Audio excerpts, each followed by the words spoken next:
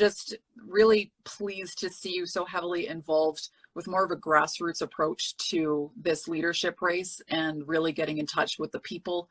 And we have a really engaged group here, and we have a ton of Roman supporters here. I don't know if you can see the comments, but you're very, very supported. So lots of things I want to cover tonight, but I want to start at like basic level. There may be some folks who are joining from my feed that may not know who you are. So if we have people watching who maybe aren't a part of the freedom movement or who aren't residents of Ontario, can you give like a 30-second quick bio of what brought you to the CPC federal leadership race? Sure. So my name is Roman Baber, and I'm a formerly independent member of provincial parliament in Ontario. About a year and a half ago, I made a choice that I wasn't going to support the government's public health response anymore. I judged that our response to the lockdowns is potentially causing more harm than good, in that the collateral harm of lockdowns is also very dangerous to human life, be it through our cancer screenings missed or our surgeries delayed. I wrote a public letter to Premier Ford, and an hour and a half later, I was removed. I wanted to start a conversation because there was no conversation to be had, and I wanted others to come out and join with me. And since then, I've been fighting against public health overreach for the state of our democracy, against lockdowns and passports, and that's why I'm here. I'm in this race because I'm very worried about the state of Canada's democracy. I think it's being eroded before our eyes, and I hope that I get an opportunity to speak about my unique perspective on democracy. And second of all, I ask that you consider joining me and working with me and campaigning with me until every single Canadian has every single one of their rights fully restored. And is that what kind of pushed you away from provincial into a federal race, because you feel as though the issues that you were attempting to tackle in provincial parliament were actually happening on a much wider scale across the country as well? I feel that right now there's an opportunity to unite the freedom movement in playing a major role in the future of the Conservative Party of Canada. And that will be to make sure that the Conservative Party stands up for us the next time around. Because we've got to ask them, where the hell have they been for the last 2 years? Why did they not stand up for us against lockdowns, against passports, against mandates? Why were they afraid? Yeah. And that includes some of the people that are currently involved in this race. Why did they not speak up for Canadians before the trucker convoy came to town? And so I believe that it's important that we restore principle to the Conservative Party of Canada. That's how it used to distinguish itself from the Liberals. And so that means that we will always say what we believe, and we do what we believe is right. I'm glad. No matter how unpopular. No matter how unpopular. And this is something that I think is going to be a major factor for people when making their decision in who they vote for in this leadership race, because of that one thing is integrity and doing the right thing, even when it's not the popular thing. And I think that's why you are so appreciated for being a consistent voice throughout this, because I believe it was January 2021 for you when you spoke up against the lockdowns, at least formally. Do I have my timelines correct there? Yes, that's when it happened. And look, I've been fighting our public health response. I apologize, I'm trying to maneuver my technology here. So if you see into my condo and into my kitchen, please cut me a break. I've been fighting the response as early as May 2020, because in May 2020, I realized that something isn't right. In fact, I realized that something was right. We learned fairly quickly that most of the risk, almost 80% of the risk, was in congregate settings, was in long-term care homes. And so that was, even though it's of course tragic that lives are lost, we should have focused our response, increased staffing, infection protocol and control inside long-term care homes. Instead, we continued locking down healthy people and made them sick. And the other thing is, we understood towards late spring 2020 that the virus is a lot more transmissible than we initially thought. And we started seeing metrics that the infection rate is very, very high. For every person out there who was diagnosed with COVID, there were potentially another 20 to 50 people. According to Stanford, it was 50 people walking with COVID. And that means that all the metrics that we're worried about, like hospitalizations and deaths, are actually 20 to 50 times lower. And so I was looking towards my government to reassess its public health response, let us go back to normal, and this remarkable exercise. But at that moment, instead of saying, look, this is good news, we're going to reassess our response, what the government did was it doubled down. It declared itself to be hero for bringing down cases, even though it was June. Obviously, everybody could understand, if not the following year, that it's seasonal. They decided not to retreat from the narrative, and they perpetuated the narrative that the virus is as risky as we thought it was and as deadly as we thought it was in March and April 2020. And that's when government started engaging in remarkable exercise and abridgment of our freedoms and reordering our lives, but based on a narrative that wasn't fair. And that scares me very much, because when the government engages in something that isn't fair, that's not based on a fair narrative, it can do so indefinitely, or there's no limit to what it can do. And I wasn't going to have it. Good for you. And why do you think other politicians didn't take the same approach? Why is it so difficult right now? And I'm sure that this also plays a role in the complete erosion of trust that so many Canadians are at the point of either losing or completely not having at all a level of trust in politicians, because it seems as though party politics is a major issue when it comes to individual politicians being able to freely speak, share their observations, share their concerns.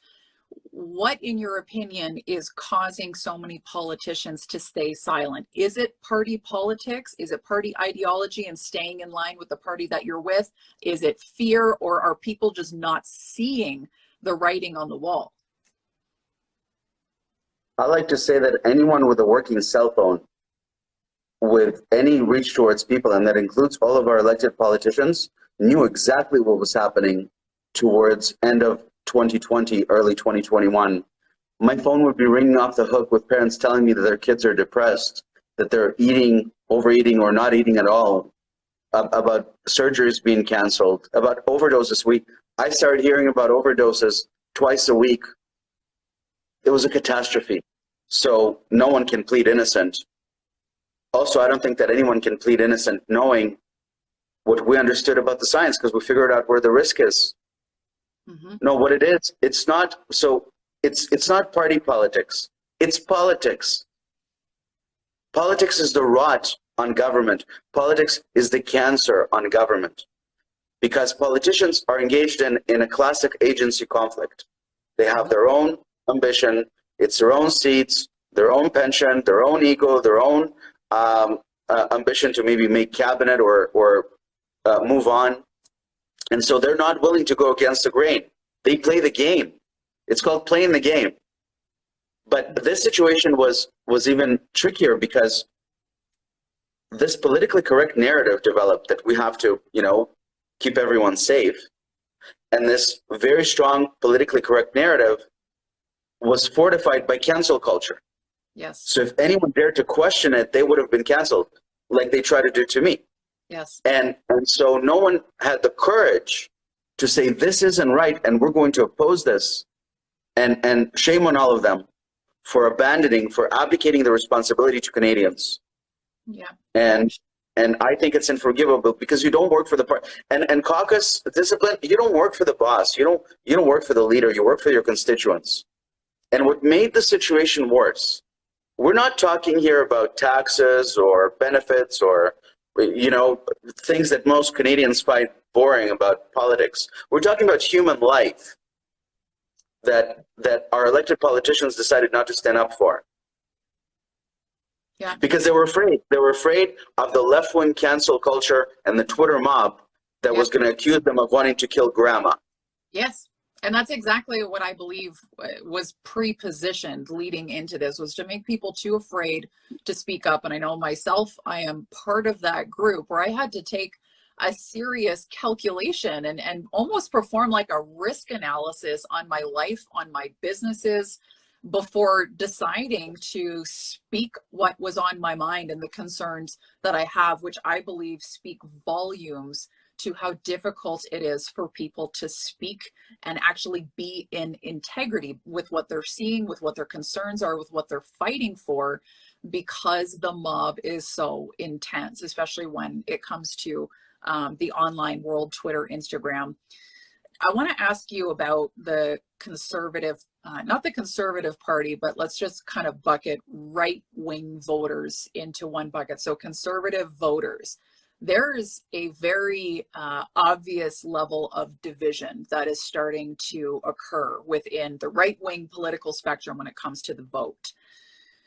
We have people who are very upset about the way that the CPC is currently operating as the opposition. A lot of people are feeling as though they have tilted too far to the left, or maybe are only courageous enough to speak on things that they feel they won't get canceled or dragged for in the media, which is then, as a result, starting to create more spin-off parties that are meeting the concerns of people who are worried that the Conservative Party isn't going to be enough. What do you have to say about that? We cannot expect or take anyone's vote for granted. That's what happened last time around. And look at what happened with O'Toole. Mm-hmm. I'm going to, when I win the leadership of the Conservative Party of Canada, one of the first things I'm going to do is I'm going to apologize to all those Canadians that typically voted Conservative but did not vote this time around Conservative, or went and voted for another party. I'll say I'm sorry that the party didn't have courage to stand up for you and for your children and your family and for our democracy. Mm-hmm. And we don't need any spin-off parties. We know right from wrong. I also think that this is a fight between good and evil. Mm-hmm. And so I think this one's easy to be on the right side of, whether it pertains to lockdowns or passports or mandates. This remarkable 21st century segregation. I think it's such a shameful episode in Canada's history. You don't need to understand a lot to understand right from wrong, especially if you understand the science, because we know that it doesn't prevent transmission, it doesn't prevent infection. The risk of infection is now the same, because even the medical officer admits that 2 shots offer minimal protection against infection. So any suggestion that anyone's risk of transmission is higher because the risk of infection is higher is utter nonsense. It's completely out the window. No one's putting anyone at risk. So how could we not stand up for people against this unprecedented discrimination, right? And it has a very material effect on people's lives. When I hear about family members being denied entry into a hospital, or God forbid someone losing their job and not even getting AI, and this is still happening in our country. It is. So I do think it's good versus evil, and it shouldn't be hard for our party to stand on the side of good and against evil. And so we don't need to go elsewhere. We just need to articulate this clearly, moderately. That's what I've been trying to do for the last year and a half. It has to be sensible. And that goes towards some of my competition. And I like most of my competition, and I'd like you to ask me about that, because people do not have to choose one or another. It's a ranked ballot. Yes. You can rank one for, we will go through that. They don't have to pick between Roman and Jean Charest. I'm just kidding. Got you there. Next to each other on the ballot, but anyway. So my view is we have to articulate who we are clearly. It's something that Erin O'Toole has failed to do, and what we stand for. And we have to not be afraid to be ourselves. I think that so many Canadians are counting on us, and I think that there's enough of us. There's enough of us out there that just want to see a return to normal, that are worried about our democracy, and want government to leave us alone. Yes. Thank you for responding to that, because that is a big piece of feedback that I get, is that people have now made a decision to become loyal to a party like the PPC, because all faith has been lost in the CPC. So if there are any PPC loyal fans out there right now, what is your message for them? I understand why the Conservative Party lost their vote last time around. As I said, because we failed to stand up for them. But when it comes to the leadership race, they don't need to make a decision between the PPC and CPC. Yep. They need to hedge. They need to make sure that we put ourselves in position, we're a decent person that we can work with and have faith in to do the right thing, even when things get tough, that they will lead the CPC, that they're articulate and capable of beating Justin Trudeau, are able to communicate effectively in the news media, and stand for their principles. Let's try and hedge and elect such person to the Conservative Party of Canada leadership. And then come election time, if we're not happy with the option, we don't have to vote Conservative. That's what I would say to that person. Of course, I would ask them to vote for the Conservative Party because I believe that that's the only way to get rid of Justin Trudeau and Chrystia Freeland. Which brings me to another issue, if I may, and I'm sorry that I'm being lengthy. No. I don't see another way out of this. I don't see a way out of this. And because every institution, everything we've had that was supposed to protect our democracy against the events of the last 2 years has failed. We're banned from the public square. We were banned. The courts, regretfully, are disjointed. Even on the mandates, they're still ruling against us. Okay? We have unprecedented censorship on social media. That's not going to come around. It's just getting worse with the Prime Minister. Yep. We have the media that's not going to own up to the role that it played. We're kicked out of our own parties in our parliaments, so our parliamentary speech is censored. How are we going to get out of this mess? The only way out is the old-fashioned way, and that's at the ballot box.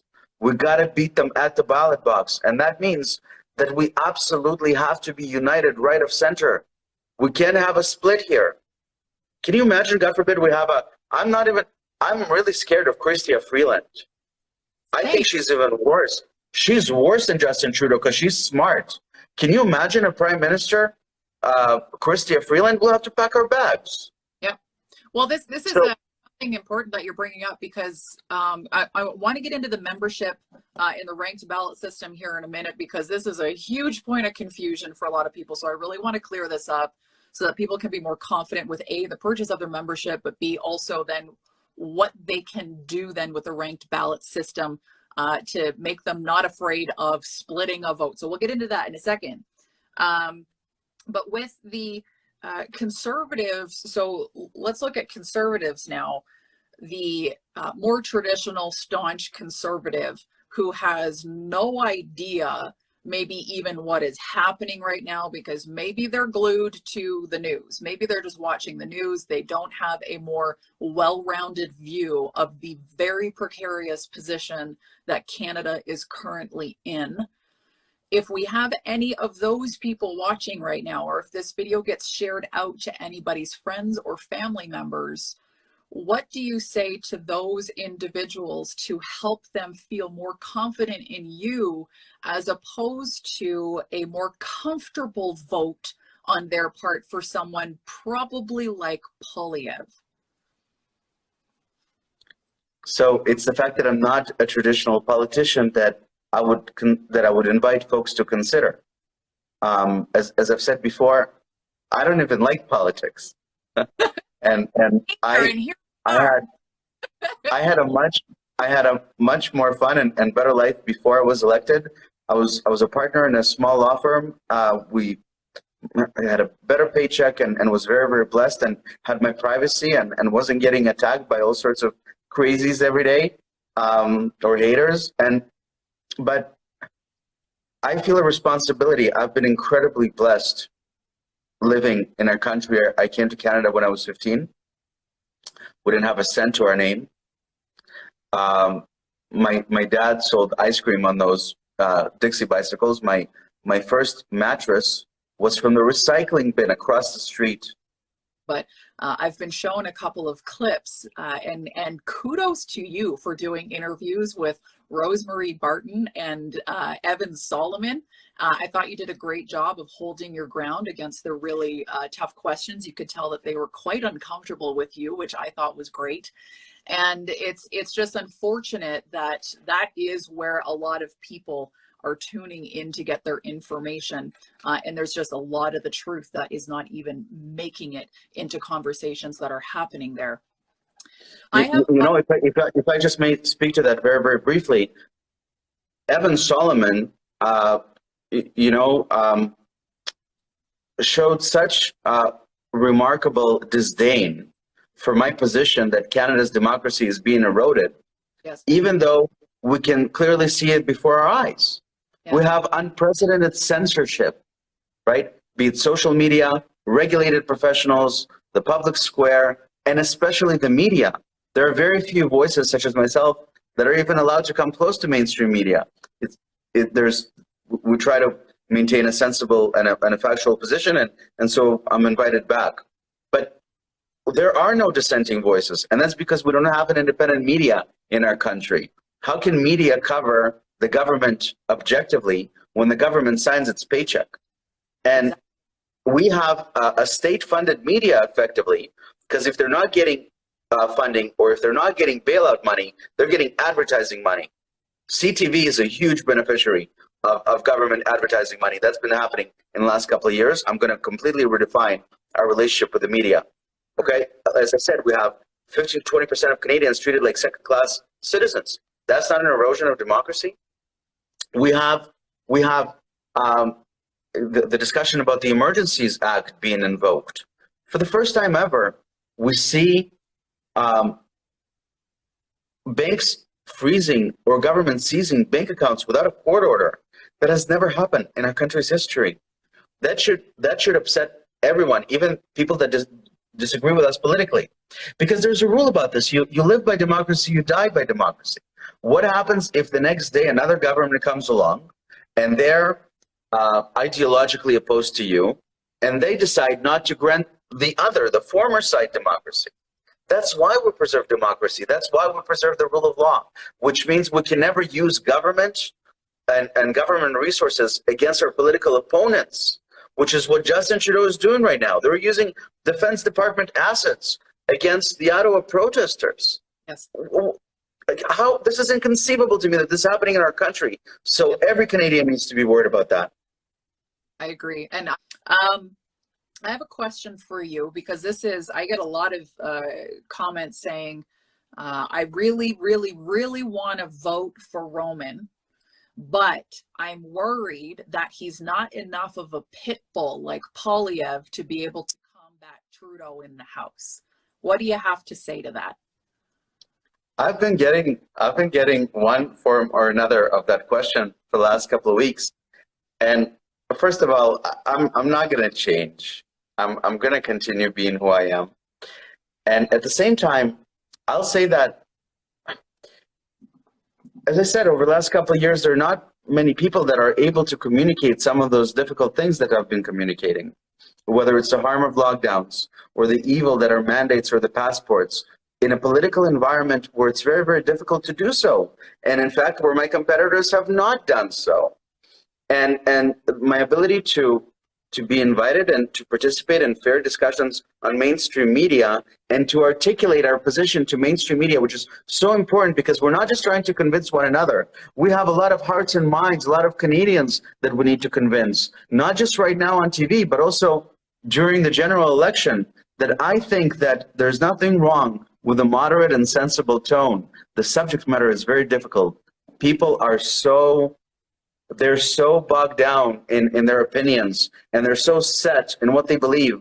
And can you imagine, we have so much work to do to undo the fear, to undo some of the hate that has stemmed from the fear that people have been conditioned into. And the other thing is, I think that when you face the voters, you got to try and be likable. And that means being a pit bull sometimes is not the best. Of course, our base loves it. It's great for conservatives that want to see, the prime minister slammed, and it's wonderful. And actually, I like that about Pierre as well. But when it comes to the general election, when likability is a factor, imagine potentially we're going to be going up against Chrystia Freeland, and they're going to paint her as the media darling, and to go out and to potentially be a pit bull there may not be the right approach. That's a great point. We don't need, and here's the other thing: you can't just thump your chest and yell freedom, because this is a very complex situation that we're in. When the other side is arguing that there's freedom, but at the same time you got to weigh it against the public health response and the risk. You can't just yell freedom. You got to talk about the risk. You got to make a distinction about what it is that you propose, and that requires conversation, and that's what I've always sought. The best thing we can do to convince and turn hearts and minds to get us out of this mess, to restore and defend our democracy, is to be able to have a civil conversation like Canadians typically had. I look forward to having that conversation.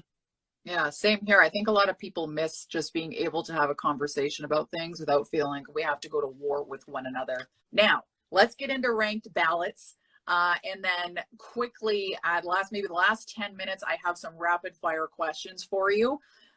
So 5 minutes. Can you help people understand what is the ranked ballot system? Because this is very different than our federal electoral system, and this is where it's causing a lot of confusion.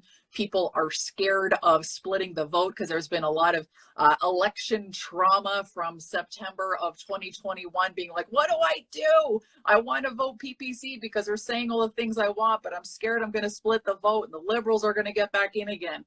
Can you help reassure the folks that this is not how this particular electoral process works within party leadership?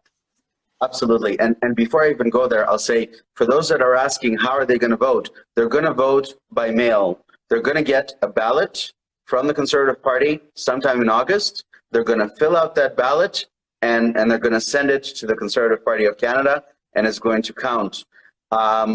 In terms of the ranked ballot, so this is, again, we're electing the leader of the Conservative Party of Canada. That's the person that will lead us into the next election, and against Justin Trudeau. And so we're not splitting between any parties. That's for sure. And like I said, I have to go out and I have to get the PPC voters back. And I have to get more Canadians back. And I'll get new Democrats who feel that Justin Trudeau, almost same thing, Jagmeet Singh, refused to stand up for them, and the union bosses. And I'll get Green members who say, I have a friend who says to me, I never took Advil before this, and now I have to take 2 shots in order to lead a normal life. And classical liberals that are generally concerned about the state of our democracy, we'll get them too. So we're not splitting any votes between the parties. What we do have is what's called a ranked ballot, and that means that there is no winner declared until that person gets 50% of all the points. I won't go into the point system, but the point is, until someone gets 50%, they don't become the leader. And so, if on first ballot, someone is not at the 50% level, then we continue and we allocate an additional set of votes. And so here's how it works. Bottom gets dropped, right? So if on the first ballot, the person the least is out. And so if I may, so you have a first choice. So let's say you vote for Sandy, and Sandy is now the last candidate. She's ranked number 6. She's ranked less. It's an imaginary candidate, and now the candidate who's number 1 is shy of the 50%. So now Sandy drops off the ballot, and if you voted for Sandy as your first choice, now the party will look at your ballot and see who was your second choice. And when your first choice is no longer on the ballot because they finished last in any given round, now your next choice will get your vote, and it will be added until someone gets to 50%. So for instance, if you think If you think that Roman is your first choice, but you're a little afraid that Roman may not win this race, you can give your first ballot to Roman. And if Roman does not win, then your vote will go towards the next person that you want to win if Roman doesn't win. And the other way around. And this is important, not just because it gives you some certainty that you're going to end up with the candidate that you want. It's also an opportunity for us to send a strong message. I am in this race to win it. I'm in it to win it. And we certainly have momentum, and a lot of people understand why we're in this race. But if, God forbid, I'm not successful, at the very least, I have to ensure that the freedom movement is represented in the Conservative Party of Canada, that we get deep into the ballot and we do well, so they know, so the Conservative Party knows that it cannot be MIA when it comes to our rights, when it comes to our democracy, when it comes to stand up for Canadians. And so this is why I ask to be ranked as your first choice. And you can have a second choice, and you can have a third choice. You can rank all 6 if you want. If I don't win, your second choice is going to get your vote. Yeah. I'm glad you brought up how important it is. So let's say worst case scenario, you don't get in.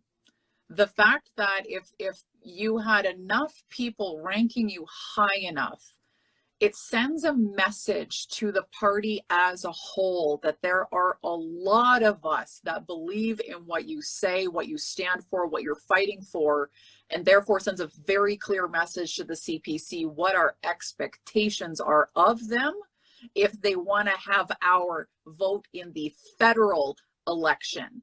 And this is so important. So hopefully people understand, and we will have this posted. So if you need to listen to that again, just to be clear on it, please do. But it's really important for you guys to understand this because there's so much concern out there about split voting, and it's just not a thing that exists in a leadership race such as this. I have some rapid fire questions. Are you good with giving like 30-second responses, even though I'm going to touch on like the biggest friggin' topics out there?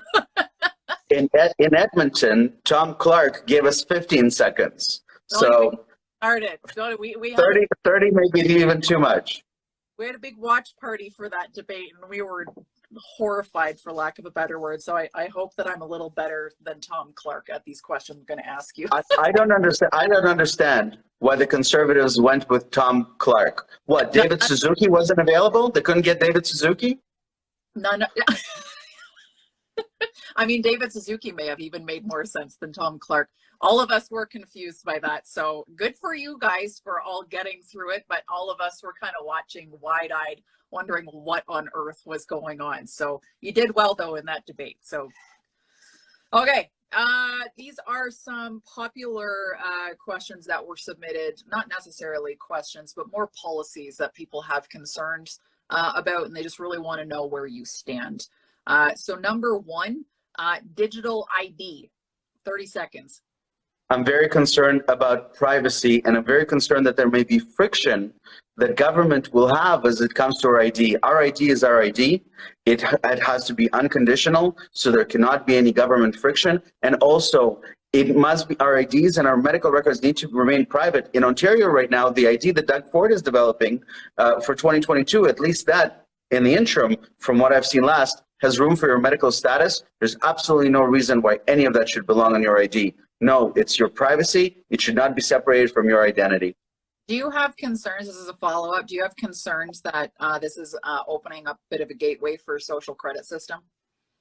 You know, we already reward good behavior and punish bad behavior. For instance, in Ontario, if one is deemed to have had too many drinks in their life, then they go to the bottom of the line when it comes to getting a liver transplant. Or if you're a smoker, then you go to the bottom of the line for a lung transplant. And this is in a socialized medicine system. So we already have history of rewarding and punishing bad behavior. Good point. I think you're making a lot of people think now, so this is a lot closer to us than I think a lot of people realize. Oil and gas sector. So Western Canada doesn't feel so much love from Ottawa these days. What can you do to give Western Canada a little bit more confidence that you may have their interests at heart if you take leadership of the party?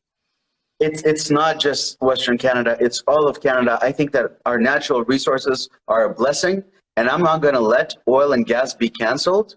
I think that developing our natural energy is not just great for our strategic interest and our economic bottom line, it's also good for the planet because Canadians can derive energy cleaner and safer than any other nation on earth. And I intend to turn Canada into a natural resources superpower that we ought to be. And also add to that, I did announce when I was in Alberta that I will end equalization. I'm running against socialism in Canada. We do not need to have redistribution between the provinces. And the way to go about that is to unlock the natural resources that provinces are blessed with. We don't need dependency. We need to unleash our economic opportunity. That's also how we're going to get out of the fiscal mess that the Liberals are going to leave us in.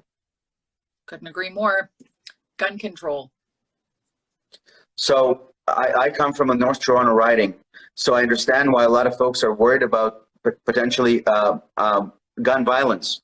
But we have to be very, very clear that almost all gun violence is perpetuated by illegal guns, not by lawfully owned guns, and not by law-abiding citizens that go through very strict scrutiny and very strict process in Canada.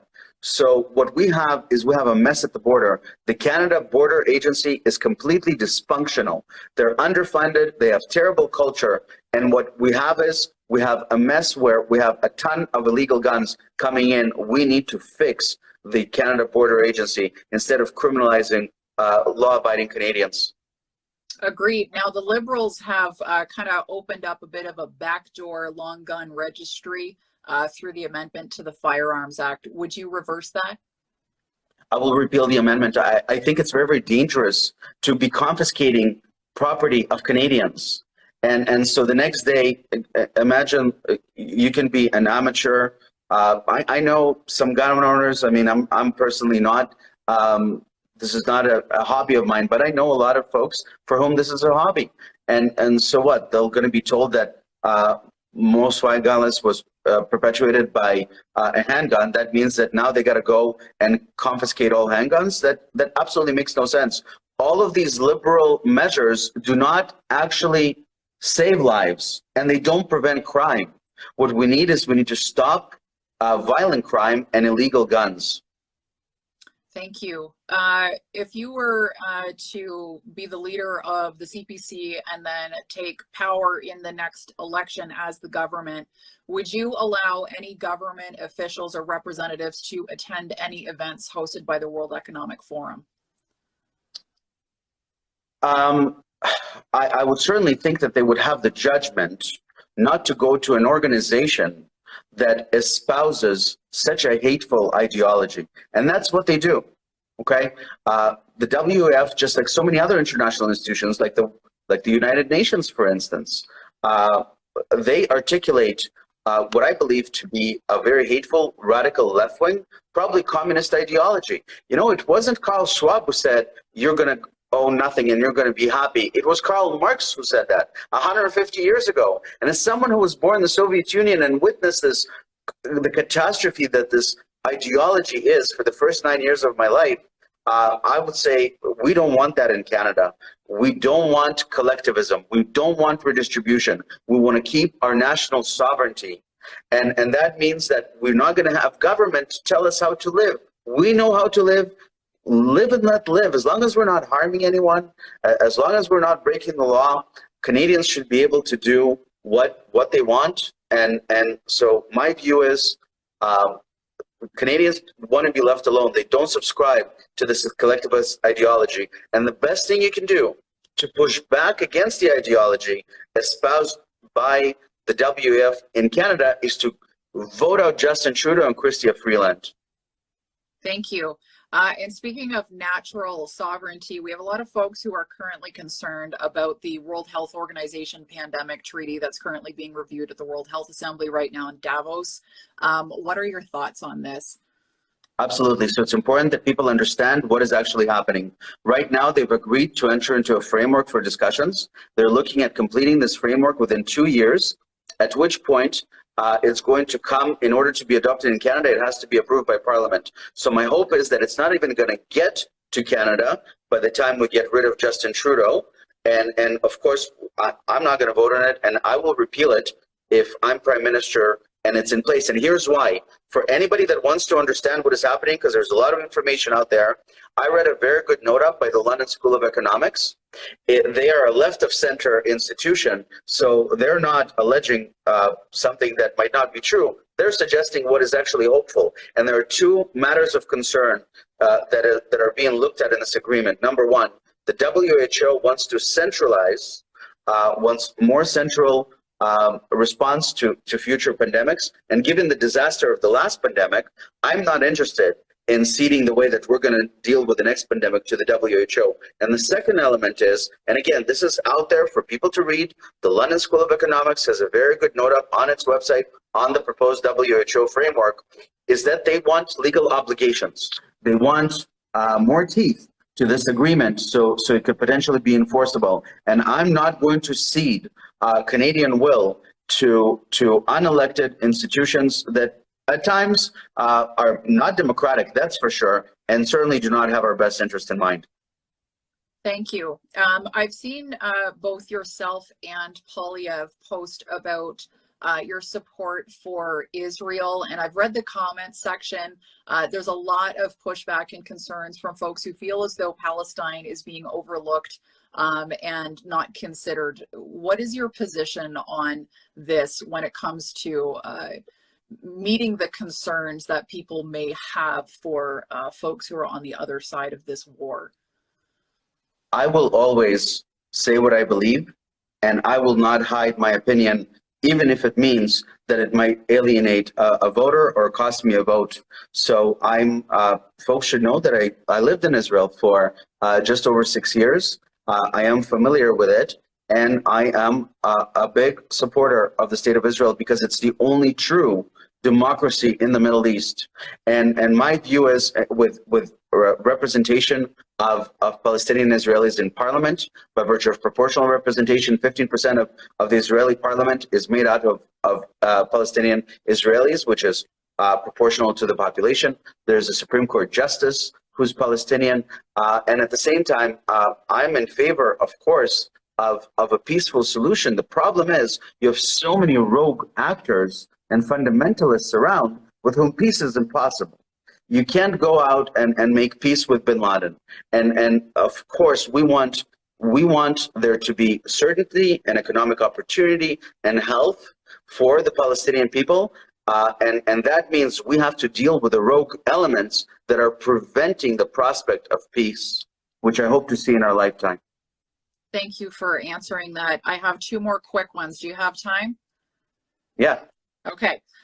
Where do you stand policy-wise on abortion? Do you feel as though the government has any business meddling in a relationship with a woman and her doctor? So this is a question that I've been answering a lot lately. I don't think that government has a role in how people start and grow their families.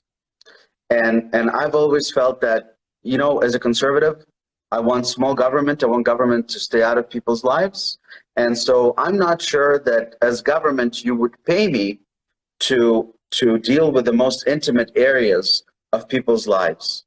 But at the same time, we have to respect the parliamentary democracy of those that disagree with me on this issue, something that has not been happening in the Conservative Party for the last 2 terms.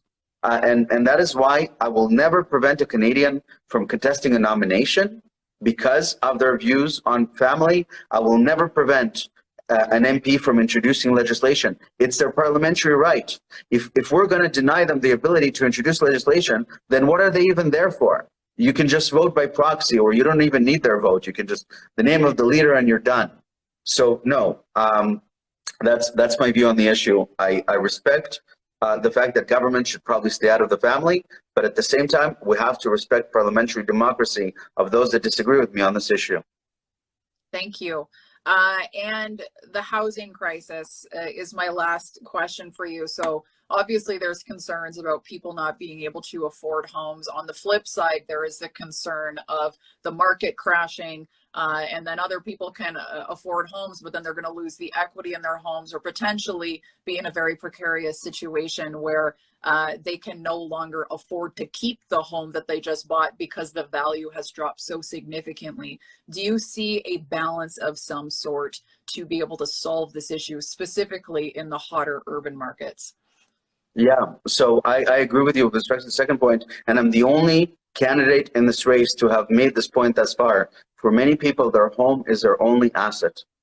And it's very, very important that we stop this alarmism and we stop this concerted attack that the media and government has on homeowners, especially with the economic uncertainty and with rising interest rates and more regulatory action to take bite out of housing. I'm a little scared. And I'm very scared that there may be some people that potentially end up underwater, which is when your mortgage exceeds the value of the house. At the same time, I do not want to give up on the Canadian dream of home ownership. It's a wonderful thing. And there's some material steps we can take to improve housing affordability. For instance, I'm going to double the first-time home buyers exemption from $35,000 to $70,000 and index it to inflation. I'm going to divest ourselves of all federal land that isn't protected and isn't environmentally sensitive. If putting out land on the market will increase the supply of land, and it will therefore decrease prices. And finally, the best thing you can do is to encourage the creation of new and affordable communities. And how do you do that? With transit and infrastructure. We built this country on a train, but we don't have the political stomach to build anything anymore. And so what I'm going to propose is that we need to start building again, which means to get through the political gridlock, something I'm well familiar with, and I'm not afraid of the politics of the thing. So we start building highways, we start building transit, that will create new and affordable communities. That's how you get housing built. Thank you. And I lied, I have one more. I saw this question come up earlier and I want to acknowledge it because I think it's very important. And then I'll let you get back to your evening. You've been so great so far. Thank you. I had fun. Good. So did I. The last question I have in regards to Indigenous people here in Canada, there is a very obvious level of division that is continuing to occur.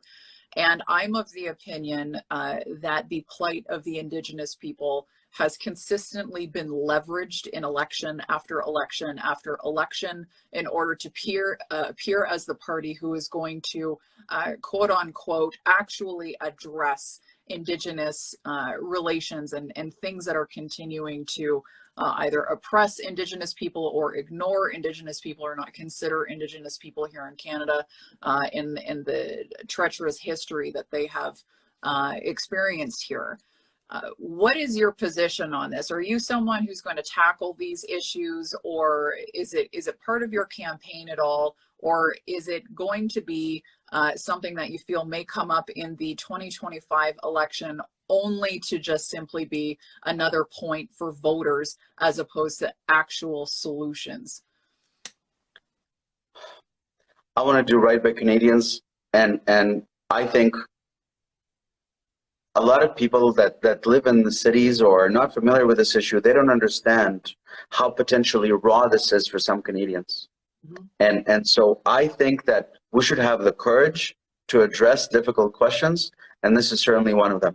So first thing I'd say is this division is largely caused by politicians. Justin Trudeau is causing this horrible division, and it doesn't need to be. I hear from so many folks, we talk about the truckers and the Freedom Convoy and how that potentially united so many Canadians that previously did not see eye to eye or did not understand one another. Not just Indigenous Canadians, Quebecois, and Albertans potentially, breaking bread and anyways, I'll leave that be for another day. But on Indigenous issues, I have a couple of thoughts. Number one, we have to recognize the past, and we have to learn from the past in order to not repeat it in the future. And that means recognizing it appropriately and understanding it and being fair about it. That's number one. Number two, the best thing you can do, however, for reconciliation is to improve the lives of Indigenous people, to actually take material steps towards improvement. And I don't know that I can solve it all, but I'm going to try. Let's try and make some sort of an improvement. And the low-hanging fruit for me is water. We've been talking about water for 20 years, and still we have hundreds of communities around Canada, maybe in the thousands, that do not have clean drinking water. But we no longer need water filtration systems and plants with labor that typically can't be found. This is why it's been a challenge traditionally. We have technologies today where you can drop water anywhere. We make water out of air today. There's no more excuses not to deliver water to every single Canadian, which is why I vowed that before the end of my first term, I'm going to ensure that there's not going to be a single community in Canada that does not have access to clean drinking water. That is probably the best and first step we can take towards meaningful reconciliation. Thank you, and I see by the comments here your honesty and your approach to this is appreciated. I think all Canadians are tired of feeling as though their pain points are being capitalized on when it comes time to an election. And it's very obvious that our current Prime Minister, although I even hesitate to give him the credit of that title right now, it is difficult to know that we're living the real life of divide and conquer, meaning that so long as there is a group of people to be saved from or to save from the other group of people, the fact that this is being consistently leveraged in his speeches and disappointingly enough, sometimes we do see this on the right-wing side of things as well. Any final words for people that are really just having a hard time finding trust? What is the last thing that you want to leave with folks with here tonight before we sign off? You know, to your last point, the Prime Minister is morally and intellectually bankrupt. He knows he lost on the science. He knows none of this was fair or appropriate.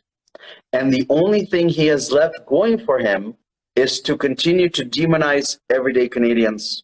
Shame on him, because that's all he's got, is to pit and divide. And I think that Canadians are onto him now. Second of all, I know that people can't wait. They can't wait till 2025. They can't wait to get rid of him. I want to give them 2 words of comfort. First of all, I don't think it's going to go that long, because Jagmeet Singh is in big trouble. He's in big trouble. He's in trouble with his base. He didn't stand up for workers. He's being attacked by his own community in his hometown of Brampton. He knows that the labor movement and the workers are turning on him.